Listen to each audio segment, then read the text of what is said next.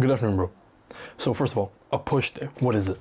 A push day is a day when you work out in the gym where you work out all of your push muscles. So your push muscles are your chest, your tricep, and your lateral delt. Your lateral delt is just the outside part of your shoulder. You see that part right there? That's your lateral delt. So a lot of people do what's called a push-pull leg split. This is like the bro split. They split their workouts into push days, into pull days, and then legs. So today we're going to be talking about a push day. So push days, you work out chest, lateral delt, and triceps. What a lot of people like to do is they like to work out, they like to do all of the workouts for each individual muscle group until they move on to the next. So for example, you could have 3 different workouts for your chest. They do all of those, and then they move on to all the workouts for their triceps. They do all of those, and then they move on to all the workouts for their shoulders. I don't like to do that. What I like to do is I like to do 1, 1, and 1, and then move back 1, 1, and 1, and then finish off.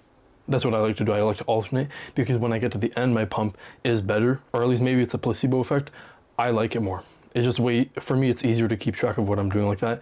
And because in my phone, I have it set like that. So it's just way easier to keep track like that. So first of all, I start off with a chest exercise, then I move on to a shoulder, then I move on to a tricep, and then I cycle back to chest, then shoulder, then tricep.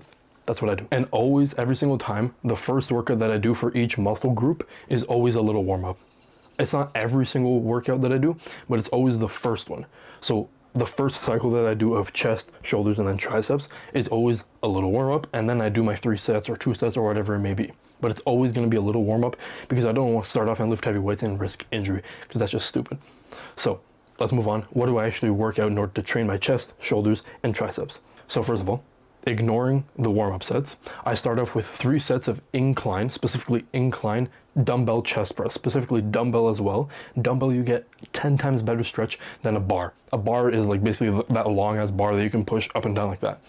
I like dumbbell way more. It's not even that I like it, it's just way, way, way better for muscle growth because you would get to angle your arms way better. So for a chest press, every single type of chest press, but I'm talking about the incline right now, you want to angle your arms at a 45-degree angle, so it's like that. A lot of people work out like that. A lot of people do a chest press like that, but that's completely wrong. You know why? Because that works out your front shoulder. You don't want that. The front muscle fibers of your shoulders, you don't want that. We want to work at our chest, and we do that by lowering our arms until we angle it to a 45-degree angle or less. So what I like to do, a 45-degree angle would be about this. I like to do just a little bit lower than that so I can actually like make sure in my head that it's like all good. It's like, okay, yeah, I actually am making sure that I'm doing 45-degree angles. I want to bring it all the way down to the point where it basically almost touches my chest. I don't like to touch my chest because that sort of adds a little boost to it. I don't like that. I like to push it on the way up instead of like I bring it down and then it's like boom, like a bump. I don't like that. A lot of people like that. When I first started going in the gym, the person that was sort of like teaching me, he's an old friend of mine. When he was teaching me, he was like, oh yeah, you want to bring it all the way down to your chest and you want to use the boost. And even back then I was thinking like, yeah, sure. I understand bringing it all the way down, but it's like the boost, doesn't that like take away from the workout? Doesn't that take away from the actual exercise? And he was like, no, because it makes it easier. And I'm like, well, yeah, what? Why would you want to make it easier? The point is to make it harder to work out, right? Either way, so that's the form, right? You want to keep this in mind as always. So 45-degree angles or less. In your mind, I guarantee you're going to be thinking like this. Oh yeah, I actually have a 45-degree angle, but if you look at it, it's actually like 50 or 60, like right here. No, you don't. I'm telling you, you're going to be thinking like this. So many people do it. You keep telling yourself 45, 45, 45. Just keep this rule in mind. Bring it as close to your chest, to your body as possible. It might seem like you're like this, like doing it when your arms are straight like that. It won't be. Trust me. Just, it'll be like, it'll feel like you're like this, but in fact, you're like that. This is where you want to be. And that optimizes the chest press a lot. It works out the upper chest in an insane amount. And not only for the incline, you want to do this for the normal and the decline if you do those. Now listen, bro, before we go on, I just want to make sure that you know about my program down in the description below, where I teach you how to manage working out, building muscle as a student. I built a specific split just for you in order to optimize the amount of time that you have as a student, but also while trying to hit as many of your muscle groups as possible. This way, I can teach you how to build muscle as a student. So if you're interested in that, then go click the link in the description and I'll see you there. Let's get back to the video. Moving on to a cable, I do 3 sets of lateral raises. So my sets are really, really fucking weird for the lateral raises for the shoulders. I forgot why it's like this, but it basically just helps with the blood flow or some shit like that, but you get an insane pump. So what you want to do, you want to do 3 sets of 3 sets. It's going to be fucked. Let's say I'm starting off right here. I'm lifting it up. You know, I'm doing it. And then I can't do it anymore. Okay, fine. Then I'm going to do assisted reps. I'll do like 5 of those until I really can't do it anymore. And then I switch sides. Okay. I do that. I do the same thing. I do assisted reps, and then I fall down. That's 1 set of 3 in 1 set. So technically I'm doing 9 sets. After I do that, I do left again, right, and then I do left, right, and then that's 1. I have 3 sets instead of 1. And I do that 3 times. The pump that you get from this is absolutely fucking insane. When, like, my friend put me on, I gotta give him credit. My friend put me on the first time that I did this. I saw my shoulder like I've never seen it before. It was crazy. I remember when I was younger, the first time I ever did a shoulder exercise, I remember like exactly what I was thinking. I was like, yo, boulder shoulders. I have a Snapchat that I sent to my friend with the caption, oh yeah, boulder shoulders coming in, when it was literally just flat like that. And I'm thinking like, fuck. And like, that's like, I get an insane fucking pump from this. It's fucking crazy. Yeah. So we want to do 3 sets of 3 sets of failure. After that, I want to lower the little fucking weight thingy a little bit. Not the actual weight, but the weight, like, I don't know, machine thing. I want to lower it down a little bit so we can do overhead cable extensions. I want to do 3 sets of this, obviously until failure. A lot of people like to do it with the straight bar. I like to do it with that V bar. And also the ropes are very, very popular for this one, but I don't know, me in particular, I don't really fuck with it. I like to do it with the V bar. It's really easy like that. Or it's not that it's easier, it's way more comfortable. I do 3 sets of that, and for this one, it's like, the way I see it, it's like sort of dangerous in a way. It's like you're bringing the weight over your head, and if you let go, then it's like, it's gonna slam down, it's way harder to catch or whatever, or it's way harder to like bring it back down.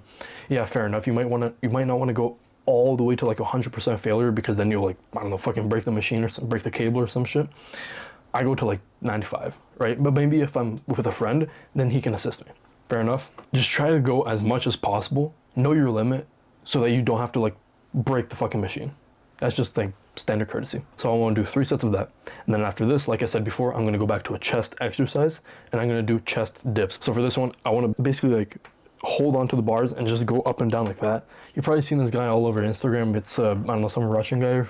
Yeah, I don't know, some Eastern European guy. He just does like tens of thousands of these fucking dips like every day or some shit. Insane triceps, insane chest. These are really good for your lower chest, and obviously triceps, but for this workout, specifically lower chest. A lot of people don't focus on lower chest. Like, a lot of people overlook their lower chest, and that's a complete mistake. You don't want to just train your upper chest. No, you want to train your lower chest as well.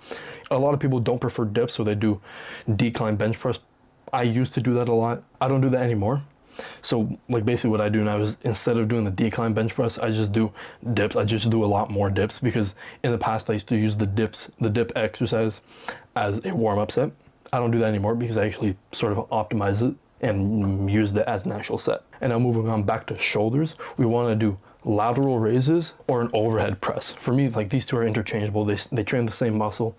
And honestly, the way I see it, you don't really have to do this, because we already did an insane like superset of the lateral raise, the cable lateral raises. So doing, you know, dumbbell ones is kind of like sort of pointless, but I like to do it just like, you know, I feel really big doing it. And you know, the way I see it, the more you work out, the better. Maybe it's useless, maybe it's not. I like to do it. So for me, it's interchangeable. It's like really like, oh, what am I feeling today? Real honestly. It's, what am I feeling today? Is it the press or the lateral raises, honestly? So for the lateral raises, it's the exact same one as the cable. It's just with a dumbbell, and you don't want to do like a complete superset like we did before. It's just 3 normal sets until you go to failure. Same thing with the press. The press is, like I explained before, a lot of people do the mistake of doing a chest press like that. We want to do the same thing. Instead of, you know, pressing like that, we want to press like that. You know, there you go. And that trains that right here. That's the shoulder. That's all we want to train. And then moving on back to a cable, we want to do push downs. The cable push downs basically just hit the, if I'm not wrong, the long head of the tricep, right? We want to hit as many heads as possible, ideally all of them, so you can have that defined horseshoe shape. You can't really see it right now because the lighting's really bad, but you can see it like right here. You see that horseshoe shape? We want to get that as defined as possible and as big as possible. So that's my usual push day. And then in addition with those workouts, and every other day that I do this, I have 2 other exercises. I work out my neck and I also work out my lower abs. Why do I work out my neck and lower abs? Because having a skinny neck is not a good look. Come on. Like, just be honest with yourself. If you saw someone with a skinny neck, it just doesn't look good. If you saw like a complete, like, fucking jacked, muscular, like, demon, and a skinny neck would not look proportionate to him. You want a, like, nice proportioned neck. So that's what I do. I train neck by doing neck curls. Basically what I do is I lie flat on a bench. I put a weight up against my forehead like that, and I just go back and forth like that. I do like 20 sets until like my neck starts hurting. You'll notice it a lot right here. In that part right here. And you'll notice that if you try to swallow while doing it, it'll start to like be really tight, and it'll be like, oh fuck. Just push past that, and you know, you'll train neck. Your neck will get bigger, your neck will get like a lot more attractive. Because if you didn't know, an attractive muscle is the neck. Like, a neck does look attractive, but nobody will actually say that. Like, if you ask women, like, what's an attractive muscle? Nobody's gonna say neck. It's just like an intuitive thing, like, oh yeah, a big neck is attractive. Like, if you ask anybody, they're all gonna say like, oh yeah, I like big arms, oh yeah, I like a big chest, whatever. They don't know that if you had a skinny neck but a big body, you would just look like an idiot. So just train neck. Come on, you want to be as proportionate as possible, right? So just train neck. And then after that, to finish it off, I hang from a bar, and then I lift my legs up, so it's like, pretend my body's like right here. So I lift my legs up like that, and then on the way down, I go very slowly. This trains my lower abs, because like, if you lift up your shirt right now, you probably don't have lower abs. You probably only have like the top 4. You have a 4-pack. So we want to train the bottom 2 as much as possible. These hanging leg raises, these train the lower 4 abs. We want to get those as defined as possible, because if you do that, you will, like, I'm telling you, will look a lot more attractive. Having a 6-pack is a lot more attractive than having a 4-pack. You can't, like, the way I see it, there's no point in training the top 2 abs unless you like really want them to like pop like insane amounts. But most of the time, if you have a well-balanced diet, if you have a good diet, if you're healthy, you're just gonna have the top 4. Obviously, if you're like an insane workout state right now where you're just like focused on working out, then of course do it. But most of us aren't. Most of us have other responsibilities. I just see it's like, yeah, there's no point in doing it. We're gonna have workouts that incorporate abs anyway, like the tricep push downs. These workout abs, because you have to balance, like, you have to like literally stabilize yourself like that, and your core will naturally be flexed. So we don't have to work out the top 4. We want to work out the bottom 4. So finally, this workout properly hits all your push muscles. So remember, it's chest, shoulders, and tricep. This properly hits all of them with like a lot of accuracy. And if you hit them hard enough, then I can guarantee you will grow a lot. This workout, this split, push-pull legs, it's mainly supposed to be done by people that have a lot of time, or that aren't really, you know, that can prioritize the gym, because a push-pull leg does require you to be in the gym for like an hour and a half. That's why in my program, I have a different split. I have an arms, back and shoulders, chest, and legs. This way, it can optimize for the amount of time that you have in university. Obviously, if you aren't in university, then you can do a push-pull legs. You can do whatever you want, honestly. But in my program, I teach you exactly what to do, how to do it, when to do it, what to eat, how to eat, you know, all of this stuff. So if you're interested in that, go and click in the description. And if you like this video, please do subscribe and hit the like button, you know, support the channel and all of that. And if you need any more tips on how to work out and how to maybe look snacks or stuff like that, then go check out my channel. I'll see you next time.